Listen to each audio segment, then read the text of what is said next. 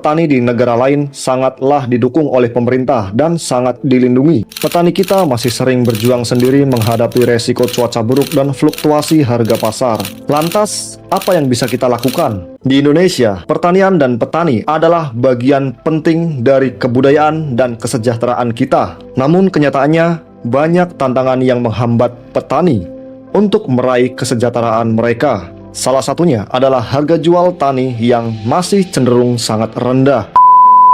Walaupun kita tahu bahwa mereka, para petani, seringkali bekerja dari petang hingga petang dan penghasilan mereka tidak cukup untuk memenuhi kebutuhan sehari-hari. Selain itu, akses para petani kepada teknologi modern dan pelatihan pun masih sangat terbatas. Hasilnya, produksi dan efisiensi para petani kita masih kalah saing di kancah internasional. Pada video ini kita coba bandingkan para petani kita dengan kondisi petani di luar negeri, khususnya negara-negara maju seperti Jepang, Kanada, Amerika Serikat, Australia, dan negara Eropa lainnya. Di sana, petani memiliki dukungan penuh dari pemerintah, baik dalam hal teknologi maupun subsidi. Di Jepang misalnya, petani diberikan subsidi yang besar untuk biaya produksi, asuransi pertanian, bahkan akses ke teknologi canggih seperti traktor otomatis dan pemantauan cuaca berbasis satelit. Mereka bisa menanam dengan lebih efektif dan efisien, dan hasil panen mereka dihargai dengan harga yang wajar di pasaran. Sekarang kita bayangkan, kita sedang duduk di sebuah warung di tengah sawah, hamparan hijau yang luas. Itu adalah kondisi pertanian kita di Indonesia. Di depan kita, tampak seorang petani yang sedang menikmati secangkir kopi setelah seharian bekerja. Coba kalian pikir, kehidupan petani di Indonesia itu sangatlah keras. Bagaimana tidak? Mereka bangun pagi untuk merawat tanaman, padi maupun yang lainnya, dan mereka pun pulang sore.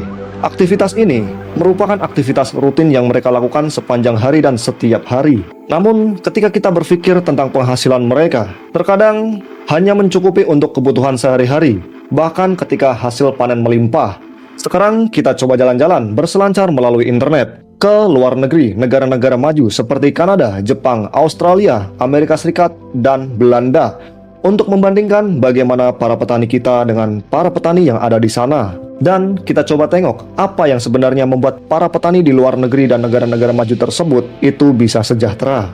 Kanada, petani hidup dengan dukungan besar dari pemerintah dalam bentuk subsidi, jaminan harga hasil tani, dan fasilitas asuransi. Pemerintah Kanada memberikan bantuan berupa subsidi untuk memastikan biaya produksi tidak terlalu membebani para petani. Asuransi pertanian pun melindungi mereka dari kerugian besar saat panen gagal karena cuaca buruk atau hama. Jadi, ketika hasil panen rendah, mereka tetap memiliki keamanan finansial. Pemerintah di sana juga mendorong penggunaan teknologi tinggi, seperti traktor otomatis dan sistem pengairan yang canggih, membuat pekerjaan mereka lebih mudah dan hasilnya lebih produktif. Dari Kanada kita belajar, dan apa yang bisa kita bandingkan sangatlah jauh. Kita lanjut ke Australia. Di Australia, pertanian juga mendapatkan dukungan besar, terutama dalam hal teknologi dan akses ke pasar internasional. Petani di Australia memiliki akses ke peralatan dan teknologi terkini seperti drone untuk memantau tanaman dan sistem irigasi otomatis. Di tengah keterbatasan air, teknologi ini membantu mereka menghemat penggunaan air dan meningkatkan hasil produksi. Para petani Australia juga mendapatkan pelatihan khusus yang gratis untuk menjaga kualitas pertanian mereka, sehingga mereka punya standar yang baik di pasar global. Hal tersebut menjadikan mereka pemain kuat di pasar internasional. Kita lanjut ke Jepang. Lahan pertanian mungkin tidak luas, tetapi produktivitas dan kesejahteraan para petaninya sangat terjaga. Petani di sana menerima subsidi besar untuk biaya produksi, dan harga hasil tani dijaga tetap tinggi di pasaran domestik. Teknologi pertanian di Jepang pun sangatlah maju. Dari traktor mini hingga robot pemanen yang dirancang khusus untuk area lahan kecil. Tak hanya sebatas itu, masyarakat Jepang menghargai produk lokal, sehingga para petani bisa menjual hasil tani mereka dengan harga yang layak. Pemerintah Jepang juga melibatkan petani dalam berbagai program pelatihan dan inovasi pertanian. Tentu hal tersebut dilakukan oleh pemerintah untuk mendorong para petani di Jepang agar maju. Dan kita lanjut ke Amerika Serikat.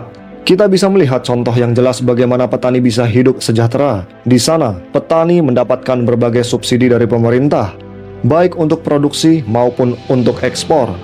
Selain itu, mereka juga punya akses ke asuransi pertanian yang melindungi dari resiko cuaca buruk dan fluktuasi harga.